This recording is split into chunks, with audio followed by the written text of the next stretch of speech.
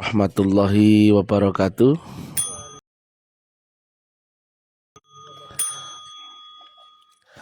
Alhamdulillah, alhamdulillahi rabbil alamin. Wassalatu wassalamu ala asrafil anbiya'i wal mursalin sayyidina wa maulana Muhammadin wa ala alihi wa sahbihi ajmain.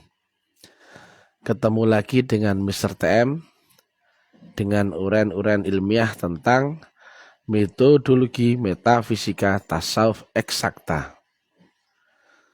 Judul yang kita angkat kali ini adalah belajar makrifat itu wajib ada gurunya. Belajar sesuatu di dimensi dunia itu punya peluang kecenderungan untuk salah. Apalagi kita mau memasuki dimensi ilmu yang di atasnya alam dunia, yang kita sama sekali buta akan hal itu. Nah, jika kita nggak ketemu guru yang tepat, maka makrifat kita hanyalah makrifat palsu. Dan sekarang ini kedudukan Rasulun min anfusikum ini tidak banyak diketahui orang. Siapakah yang disebut manusia yang utusan yang membawa wasilah di zaman ini? Itu nggak ada orang tahu. Rata-rata tarekat menyampaikan ilmunya benar, betul ya gitu ya. Tapi tidak berani menyampaikan bahwa gurunya adalah sang pembawa wasilah, betul ya. Jika ada mengaku gurunya pembawa wasilah, maka wajib dia memutlakkan gurunya. Nyatanya nggak ada. Itu hanya gurunya Mr. TM yang berani mengilmiahkan agama, yang berani menerangkan bedanya mutlak dan relatif, walaupun relatif itu adalah baik, benar, halal, kebaikan, atau amal ibadah. Ini tentang kemutlakan, bukan lagi relatif. Jadi saat ini tidak ada yang berani mengklaim bahwa gurunya adalah Rasulun min anfusikum, sang pembawa wasilah di zaman ini. Berarti gurunya bukan mutlak. Beda dengan kalimat-kalimat Mr. TM, to the point aja. Hitam dan putih, nggak ada abu-abu. Kafir dan iman, nggak ada yang setengah-setengah. Semua diterangkan ilmiah, terang benderang. Jadi ilmiah itu logis, nalar tinggi, sesuai dengan Quran dan hadis, interpretasi zaman ini, dan juga pengetahuan akan ilmu pasti eksakta, dan juga sesuai atau sinergi dengan nalar akal orang-orang di zaman ini. Jadi nggak bisa dibantah. Hanya saja kalimat objektif itu akan pedas bagi siapa yang masih subjektif, karena otomatis akan mengkoreksi. Nah, mengiranya kami ini merasa benar. Bukan. Lah kalau benar, menyampaikan benar itu bukan berlebihan ya. Saya bilang, misalkan ya, saya bawa uang 100.000, saya bilang ini 100.000. Apakah itu berlebihan? Tidak. Kecuali 100.000 mengolok-olok yang lain, itu baru yang berlebihan. Kita sampaikan benar ya benar, mutlak ya mutlak, relatif itu namanya menempatkan sesuatu pada porsinya, itu ilmiah. Menyampaikan sesuatu tapi ada dalil analisanya sesuai Quran dan hadis dan sesuai dengan hukum ilmiah, ilmu eksakta dan nalar logika. Jadi makanya kami menyampaikan statement itu pasti ada kajian analisanya. Rumus hukum, variabel dan parameter selalu kami tampilkan. Nah, dalam hal ini agama langit, itu yang disebut agama samawi, itu selalu lewat sistem. Jadi turunnya agama Allah itu pasti lewat sistem. Dan yang membawanya adalah seorang rasul. Kenapa demikian? Itu namanya sistemik. Dan itu memang dibenarkan di dalam Al-Quran di At-Taubah 128. Memang begitulah adanya. Jangan dibantah kalau sudah ada di dalam Quran. Laqad ja'akum rasulun min anfusikum dan seterusnya. Nah, inilah dia ketika zaman ini di mana agama hanya disampaikan secara dogmatis, teoritis, tidak bisa dibuktikan, dipraktekkan kebenarannya, maka hanyalah sebatas teori yang diyakini benar atau pemahaman yang dibenarkan akalnya, tapi nggak pernah bisa dibuktikan. Kubur, barzah, akhirat semua cuman cerita. Surga neraka cuman cerita. Padahal mestinya ini kau alami.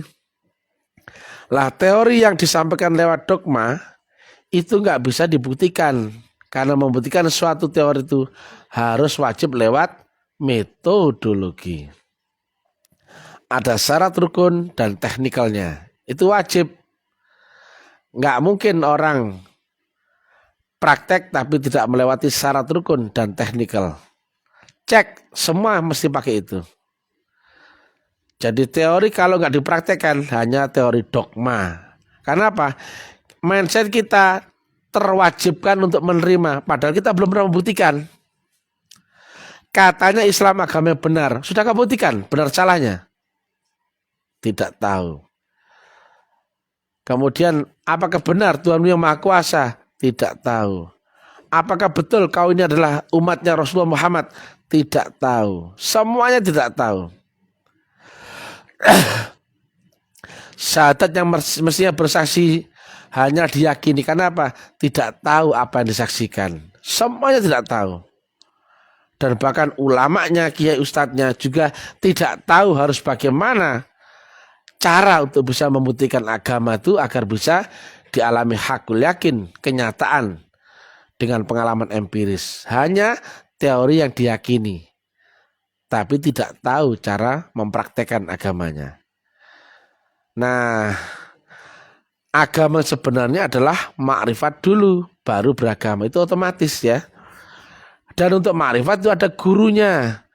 Gak bisa sembarang kita belajar makrifat.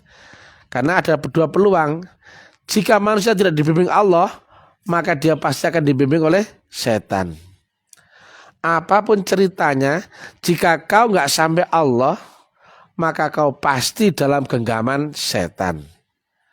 Kenapa banyak orang kok terkecoh dengan amal ibadahnya, dengan Islamnya, dengan imannya yang dia tidak pernah membuktikan? Kenapa dia tidak pernah belajar bagaimana caranya agar imanku ini tergaransi, Islamku juga tergaransi? Maka mesti lewat metodologi. Jika Allah membuat agama ini abstrak, nggak perlu lewat Rasul, betul ya? Syahadat pun nggak perlu lewat Rasul. Asyhadu alla ilaha illallah tok, nggak pakai wa asyhadu anna Muhammad Rasulullah. Karena mesti begitu. Kenapa syahadat mesti beriring dengan Muhammadur Rasulullah? Karena agamamu dan Allah yang kau saksikan, Allah yang kau yakini, kau benarkan itu mesti sinergi dengan bimbingan Rasul di zamanmu sendiri. Ada nama Ahmad, nama rohaninya, ada nama Muhammad, nama jasmaninya. Yang nama rohani tidak pernah mati dan tidak dipengaruhi ruang dan waktu. Maka yang bernama Ahmad itu pasti ada di setiap zaman. Walaupun wujudnya, wujud Muhammad itu berwujud yang berbeda-beda. Tapi dialah Muhammad yang Rasulullah di zamanmu sendiri. Bukan lagi zaman 1500 tahun yang lalu yang gak kenal. Sesuatu yang tidak pernah kau terlibat langsung dengan dia, itu namanya fiktif. Yang tidak ada interaksi dengan 5 panca indera ini, entah tercium, raba, dengar, dan rasakan ya, itu namanya fiktif ya. Kalau di luar jangkauan 5 panca indera berarti fiktif. Kamu tahu dari mana ada Rasul Muhammad? Dari cerita, itu fiktif, ya. Jadi yang nyata adalah Rasul di zamanmu sendiri. Sementara orang terdogma dengan Rasul yang katanya orang, katanya ada di zaman 1500 tahun yang lalu. Itu fiktif. Tapi jangan dikira saya ini menganulir ya, tidak. Definisi fiktif adalah tidak terjangkau dengan panca inderamu. Nah, jadi demikian ya. Yang nyata, yang asli adalah di zamanmu sendiri. Makanya syahadat itu mesti bisa kau saksikan. Mana mungkin kau tidak saksikan? Jika Rasul itu tidak di zamanmu sendiri, maka nggak mungkin bisa kau saksikan, betul ya? Maka jika kau kira ini adalah tentang Muhammad bin Abdullah di zaman 1500 yang lalu, logika saja, mungkin nggak bisa kau saksikan. Jika ini mengacu pada Muhammad bin Abdullah di zaman 1500 tahun yang lalu, logika saja, bisa nggak kau saksikan? Gak mungkin, betul ya?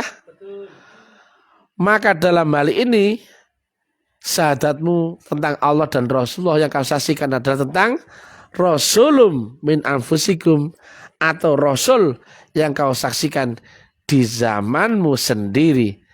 Karena menyaksikan dengan matamu, bukan dengan cerita orang, bukan dengan dogma teori orang, baca kitab, bukan itu bukan menyaksikan ya. Cek kalimat Nabi, ilmu yakin tertolak, betul ya? Ainul yakin tertolak. Harus kau alami, kau buktikan dengan pengalaman empirismu. Kau sendiri yang membuktikan. Itu namanya hakul yakin.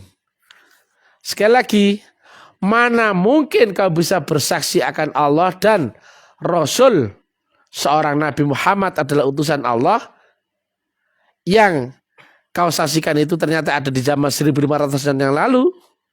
Gak mungkin.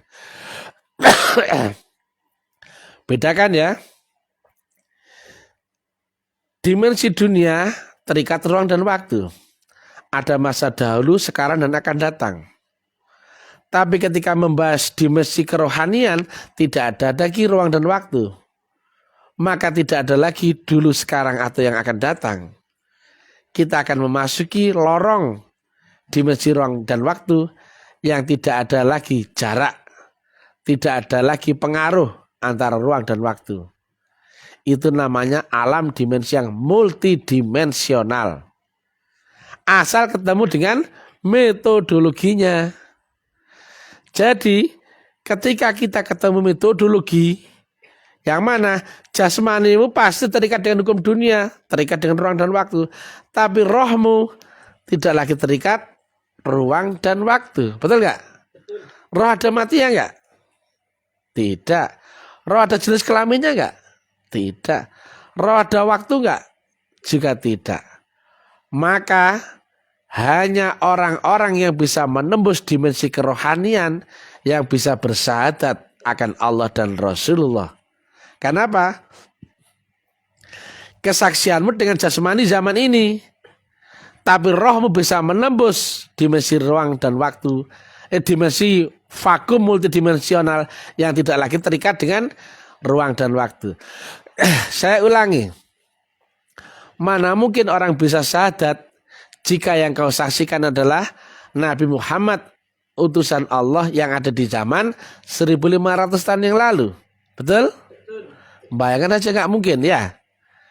Nah berarti ini bukan lagi tentang kajian jasmani, bukan lagi tentang kajian panca indera atau akal.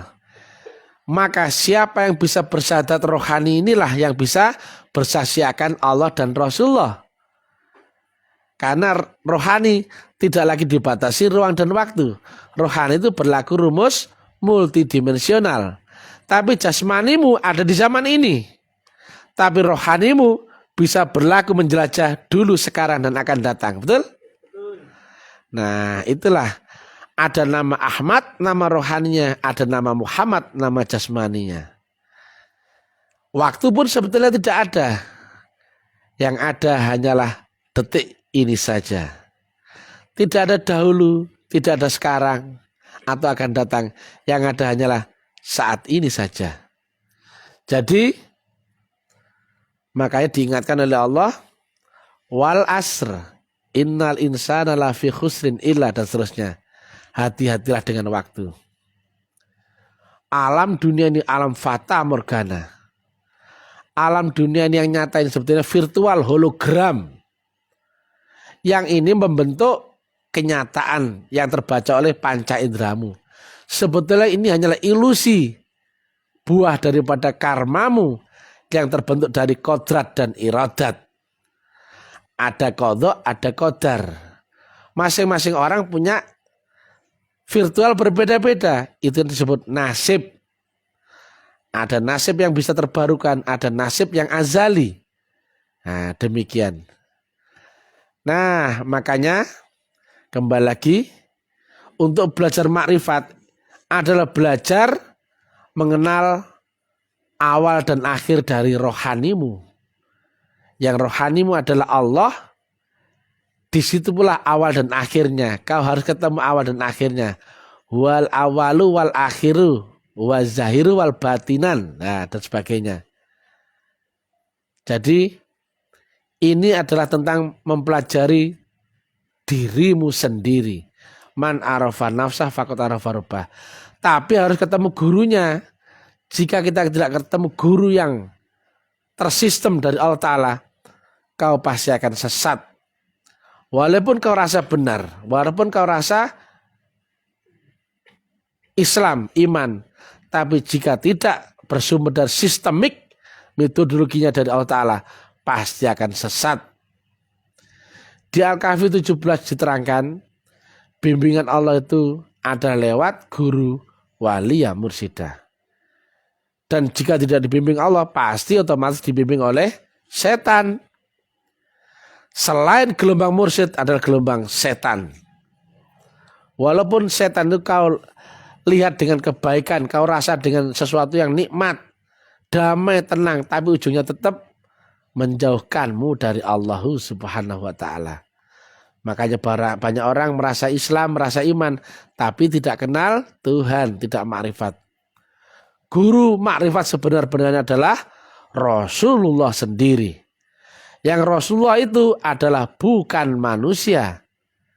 Antara rohani dan maha rohani adalah di tengah-tengahnya adalah guru rohani. Tapi ini berlaku bagi orang yang telah meningkat, upgrade dari jasmani ke rohani. Selama orang tidak dibaiat, nggak mungkin ketemu alam di balik dirinya, atau nggak mungkin kafah, atau nggak mungkin mengerti rohaninya. Dirinya aja nggak ngerti, apalagi mau ibadahkan dirinya, betul nggak? Dirinya aja nggak ngerti bagaimana mau menyembah Tuhan dirinya atau Allahu Subhanahu wa Ta'ala. Maka yang terpenting, carilah orang yang disebut Rasul min anfusikum, atau utusan yang membawa wasilah di zaman ini, di zamanmu sendiri. Jangan sampai agamamu cuma agama cerita. Rasul min anfusikum adalah pewaris estafet ilmu kerasulan junjungan Rasulullah Muhammad. Tapi zaman ini, bukan zaman 1500-an yang lalu. Makanya wujud wajahnya Nabi Muhammad nggak pernah ditampilkan, ya. Karena wujudnya akan menyerupai dengan wadah orang yang membawa nur Rasulullah di zamannya masing-masing. Air di wadah gelas bentuknya serupa dengan gelas. Dipindah mangkok akan menyerupai dengan mangkok wujud wadahnya. Dipindah botol maka akan menyerupai dengan botol wujud wadahnya. Dipindah baskom menyerupai baskom. Dipindahkan ke kendi bentuknya akan serupa dengan kendi. Tapi airnya adalah air yang sama. Wujudnya berbeda. Maka jangan kau cari-cari, jangan kau berkhayal akan Nabi Muhammad sang Rasul di zaman 1500 tahun yang lalu. Kau nggak kenal, apalagi bisa bersaksi, betul nggak? Saksi itu dengan matamu loh ya. Berarti kan harus live in the moment, di zaman ini, zaman yang sama denganmu, betul nggak? Nah, ini dia. Jadi kita ini banyak yang terandai-andai ya, terdogma, sehingga apa? Membayangkan agama sebagaimana zaman 1500 tahun yang lalu. Agamamu ya agama zaman ini. Rasulum min anfusikum. Nah, di zamanmu sendiri, zaman ini. Jangan kau berandai-andai zaman agama yang lalu. Itu fiktif. Atau juga agama masa depan. Gak tahu, gak perlu tahu.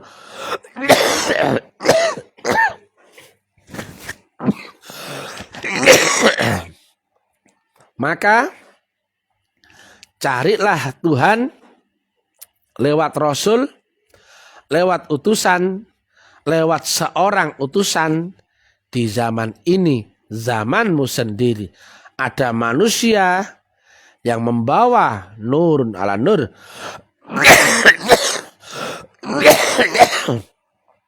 Itulah sang pembawa silah.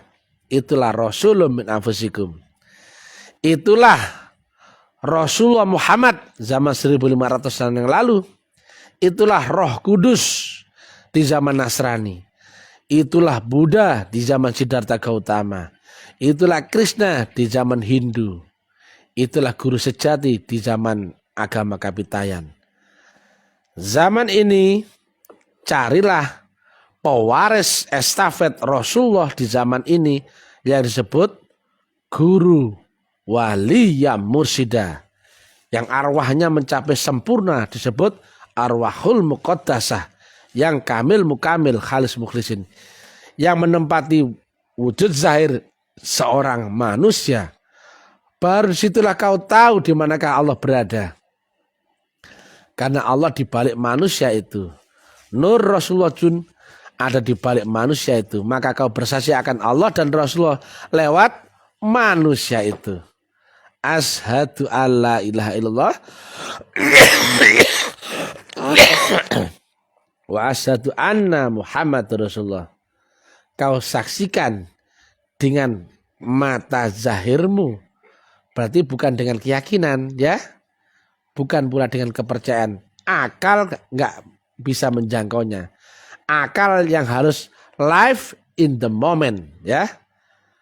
Live di saat yang sama di zamanmu sendiri, atau min anfusikum, atau di zaman sezaman denganmu. Jika nggak ketemu itu, sang guru wali mursyida yang waris mutlak, cerita agamamu hanyalah omong kosong. Banyak orang keramat tapi nggak kenal Tuhan. Kan aneh. Siapa yang bikin keramat? Banyak orang pandai cerita agama tapi nggak kenal Tuhan. Siapa yang bikin dia pintar? Banyak orang ahli ibadah tetap nggak kenal Tuhan. Siapa yang dituju dalam ibadahnya? Inilah yang disebut siapa yang tidak dalam bimbingan mursyid di Al-Kahfi 17, maka setanlah yang menjadi pembimbingnya. Kenyataan sekarang banyak orang beragama tapi nggak kenal Allah. Ngeri. Bahkan ulama-ulama kiai ustadznya sangat sedikit yang mengenal Allah. Kalau ulama segera cerita banyak, itu bukan ulama ya. Itu lip sync. Karena ulama mesti ada yang diwarisi dari Nabi. Ya, apa itu? Ilmu kerasulan, ilmu rohani yang tertanamkan lewat jalur baiat. Bukan lewat tengking. Tengking ini sebentar selalu, tidurnya sudah hilang.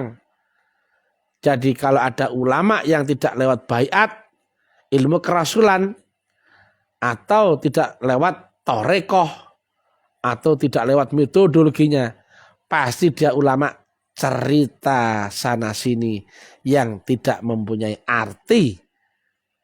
Inilah ulama-ulama ulama yang bukan ahli makrifat, ulama yang gak kenal Allah dan Rasulullah, tapi cerita sana sini menyesatkan sebanyak-banyaknya manusia. Mereka lah ulama-ulama ahli neraka, kata Nabi. Demikian, tingkatkan nalar kritis, jangan mau ditipu. Kalau ada orang cerita sana sini yang manis-manis enak-enak, tanyakan. Bagaimana caramu untuk bisa kenal Allah yang dilapis langit tertinggi akhirat? Kalau dia nggak bisa menerangkan teknik mi'raj, pendusta. Jika dia tidak bisa menerangkan siapakah Rasul min anfusikum, tukang bohong. Jika dia tidak bisa menerangkan di manakah wasilah, hanya sebatas tipu-tipu ya. Kalau yang mau tanya di manakah wasilah, di manakah Rasul zaman ini, di manakah thariqah yang mutlak, di manakah guru rohani, di manakah jembatan Shiratal Mustaqim, di manakah teknik Mi'raj, sini kau. Belajarlah di kampus Alim Ma'rifat. Jika ini bohong, sudah didemo banyak orang.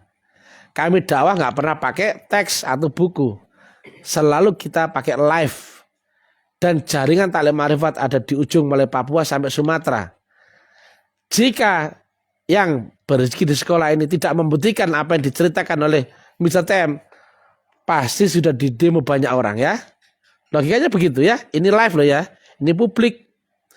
Tapi jika ini dibuktikan oleh banyak orang, jangan kaget jika uraian-uraiannya Taklim Ma'rifat disebarkan banyak orang di mana-mana. Betul ya? Betul. Itu buktinya mereka pun membuktikan bahwasanya bertuhan beragama itu wajib lewat metodologi baru bisa dibuktikan. Ini bukan cerita omong kosong.